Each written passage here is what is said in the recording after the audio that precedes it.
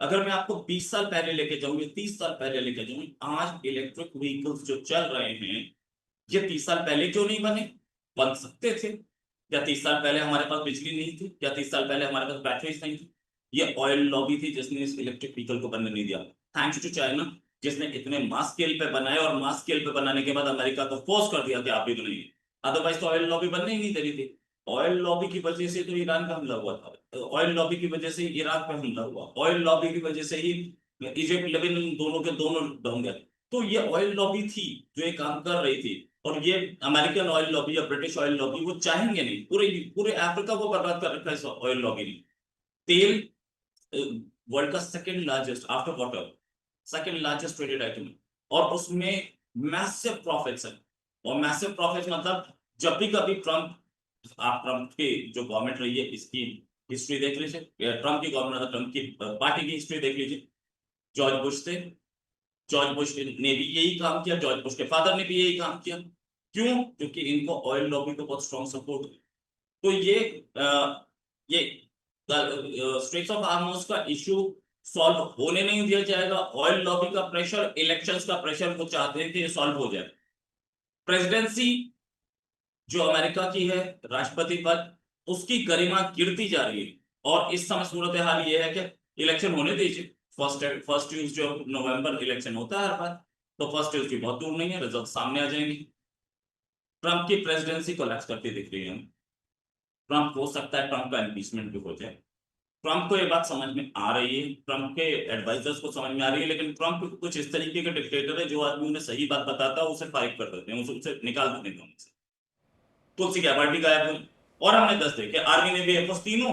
हाँ। एक एक एक एक कंट्री है जिसने दूसरे कंट्री पे अटैक किया है, उस कंट्री पे बहुत नुकसान है, उसके बाद भी आर्मी ने भी एयरफोर्स तीनों गायब हो। बिल्कुल, उस कंट्री का आखिरकार लेकिन स्टैंड क्या है? ईरान का स्टैंड क्या है हकीम रजा जी, बातचीत करने के मामले में?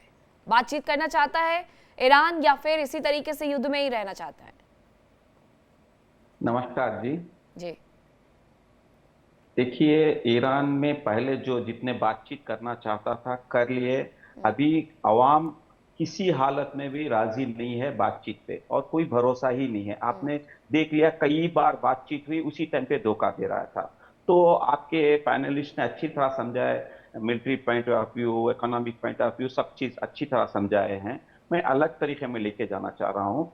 क्योंकि यहाँ पर जो जिस हिसाब से ट्रंप साहब ने जंग के लिए आए थे, उनका जो मकसद, कोई भी जंग के लिए एक मकसद होता है। मकसद क्या था? Regime change. वो तो अभी बोलने लगे कि पब्लिक उनके साथ है, अभी रिजिम चेंज छोड़ दिया। अभी बोल रहे हैं कि सिविलियन को सबको मार दूंगा, ब्रिजेस को मार दूंगा, पावर को मार दूंगा, सब कुछ कर दूंगा।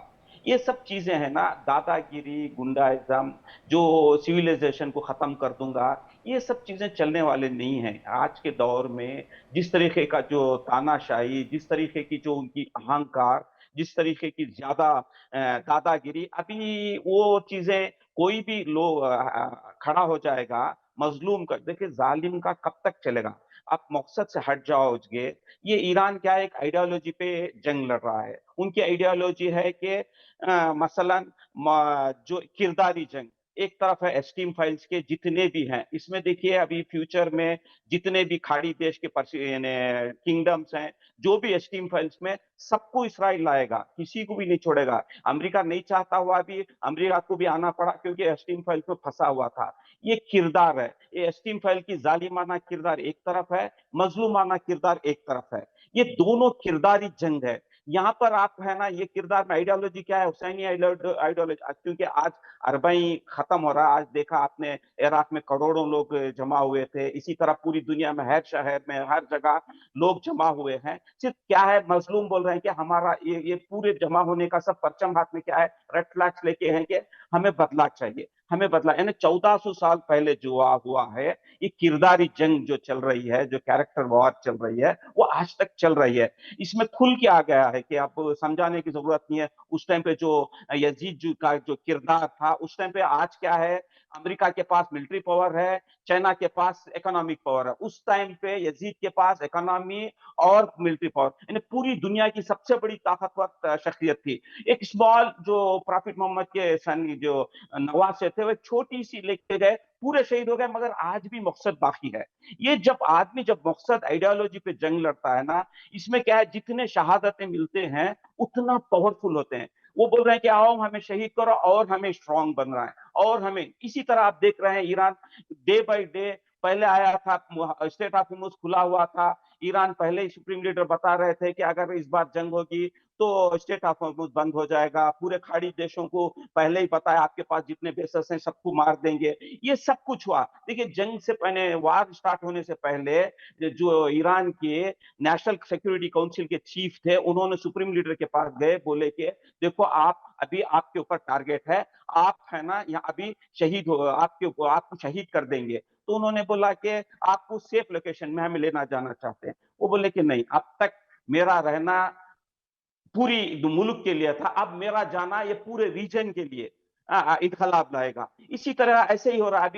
अभी क्या होगा, फ्यूचर में बातचीत नहीं होगी, जितने खाड़ी देश में किंगडम है वो खत्म हो जाएंगे, डेमोक्रेसी आएगी। इसमें दो कोई शक नहीं है, यहाँ पर जितने लोग जालिम हैं उनका हिसाब लिया जाएगा, यहाँ रुकेगा नहीं, ये चलता रहेगा। इसमें there is no negotiation, there is no, वहां पर लोग क्या है ना, मजाकरात हराम बोल रहे हैं, हराम इन प्रोहिबिटेड, इन मजाकरात मींस नेगोशिएशन हराम है। तो ये चीजें ठीक जब है, आ ये बात गए तो हैं सही है लोगों कि में पूरी जनता नहीं तरह चाहती है। जनता क्या चाहती है, उसने वो जनाजे के वक्त में मेजर जनरल राजन कोचर बता भी दिया था। लेकिन जनता के चाहने से और जनता के लिए वहां की सरकार क्या चाहती है, दोनों में बहुत ज्यादा फर्क होता है। उसे देखते हुए भी कई सारे डिसीजन लेने होंगे वहां की सरकार को। देखिए, आज मुझे ना एक हेनरी किसिंजर का एक सेंटेंस और एक स्टेटमेंट याद आ रही है, वो बहुत इंपॉर्टेंट है यहाँ पे ट्रम्प के संदर्भ में बताने के लिए। The first duty of a statesman is to distinguish what is desirable and what is possible. अब ट्रम्प शायद डिजायर करते थे कि वो इसको ईरान पे पूरा उसका जो आपका रेजाइम का कंट्रोल हो जाएगा उनका, और एक जो शाह ऑफ ईरान का रजा पहलवी वगैरह उसको सोने दे के लेके आएंगे एंड ऑल दोज थिंग्स। वो एक डिजायर था, पॉसिबिलिटी नहीं थी। और उसके जो भी कमांडर इन चीफ था, जो मिलिट्री वाला था, उसने उसको एडवाइज किया था ये जो कैंपेन है ईरान का, ये एक पॉसिबल कैंपेन नहीं है जो आप प्लान कर रहे हो। बस जिस तरीके से ईरान का टेरेन है, जिस तरीके से ईरान का एक मिलिट्री सेटअप है जिसमें आईआरजीसी है और बाकी चीजें इन्वॉल्व हैं, वो इसको अमेरिका के लिए पॉसिबल नहीं होगा ये जीत हासिल करना। बट जिसने भी ट्रंप को अपोज किया उसने उसको डिसमिस कर दिया। 6 American general rank officers have been dismissed since the start of the war. और जो दूसरा है कि ना तो उसने नेटो को कॉन्फिडेंस में लिया, ना तो उसने अपने लोगों को कॉन्फिडेंस में लिया, और उसने ये जंग छेड़ दी के ऊपर, और ना ही कांग्रेस को कॉन्फिडेंस में लिया कि इस कांग्रेस में अगर वो उसको जाना था तो उसको एक फंडिंग भी मिल जाती है लड़ाई को लड़ने। आज वो लड़ रहा है, उसको पैसा नहीं है, उसको के लिए पैसा नहीं है, उसने रेवेन्यू बजट खत्म कर दिया है। अभी वो कांग्रेस के पास गया $37.5 बिलियन मांगने के लिए, अभी तक वो पास नहीं हुआ। तो वो एक्चुअली फंस चुका है। अब अगर इसको ईरान का मैं देखूं, एक तरफ एक टाइम था कि ईरान के लोग भी नाखुश थे रिजाइम से, अपनी रिजाइम से, सड़कों पे आ गए थे। आपने देखा था इतने प्रोटेस्ट हो रहे थे ईरान में। आज क्या हुआ है कि ये जो सारे लोगों ने अपने जो इनके जो इंटरनल इश्यूज थे वो साइड में कर दिए, और आज वो हुकूमत के साथ है और एकजुट होकर लड़ रहे हैं। तो ये एक टोटल टर्न अराउंड मैं ईरान में देखता हूँ। ईरान के पैनलिस्ट है यहाँ पे, वो भी इसको सहमत होंगे कि जो एक इंटरनल सिचुएशन ईरान में पहले थी, आज नहीं है वो सिचुएशन। आज लोग आईआरजी के साथ है और हाँ, एक लंबे वक्त काफी से कुछ खड़े हुए हैं नुकसान सर, और हर दिन वहां पर तेहरान में फ्रीडम स्क्वायर पर देखने को भी मिलता है कि लोग एकत्रित होते हैं अपनी सरकार के लिए, आईआरजीसी के लिए। लेकिन विंग कमांडर आलोक साय जी, अभी भी अमेरिका वहां पर है, ये सच है। दूसरी तरफ अमेरिका ये कह रहा है कि हॉर्मुज पर हमारा पूर्ण नियंत्रण हो गया है। अब दुनिया भर को कंफ्यूज करके रखा हुआ है कि कहां से जाना है, कौन से रास्ते से वापस आना है और कौन कब हमला कर देगा। कभी IRGC हमला कर देती है और कभी ये दावा कर दिया जाता है डोनाल्ड ट्रंप की आर्मी की तरफ से कि हमने इतने जहाजों को रास्ता बदलने के लिए मजबूर कर दिया है। मीनाक्षी जी देखिए, अभी जो ये बातचीत की रिपोर्ट आ रही है ना ओमान और ईरान के बीच में समझौता की, इस पर मार्को रूबियो ने बोला है कि वो किसी भी तरह से पैसे के लेन देन के बिल्कुल खिलाफ है, वो ये अमेरिका एक्सेप्ट नहीं करेगा। लेकिन जो ट्रेजरी के जो सेक्रेटरी हैं बेसेंट, अभी 1 घंटा पहले उनका बयान आ गया कि अब समझौता होने ही वाला है और शायद स्थितियां अब सेटल हो जाएंगी। 1 घंटा पहले अभी आया उनका सोशल मीडिया पे स्टेटमेंट। तो इसका मतलब अमेरिका जो है वो मन बना चुका है कि किसी तरह को उसको इस क्षेत्र से निकलना है। वो लंबे युद्ध में फंसेगा तो बहुत बुरी तरह पिट जाएगा। दूसरी बात देखिए, ट्रंप ने अभी ट्रुथ सोशल को एक स्टेटमेंट दिया है। पहले तो बोल रहे थे कि ईरान मान जाए नहीं तो बहुत बड़ा मैं हमला करने वाला हूं। अब वो बोल रहे हैं कि ईरान तक कुछ भी तब तक नहीं पहुंचेगा जब तक वो समझौता नहीं हो जाता या पूरी तरह आत्मसमर्पण नहीं कर देता। मतलब कि अब वो कह रहे हैं कि अगर ईरान आत्मसमर्पण नहीं करता है या समझौता नहीं करता है तो हम ईरान की पूरी घेराबंदी करके रखेंगे, कुछ भी वहां पहुंचने नहीं देंगे।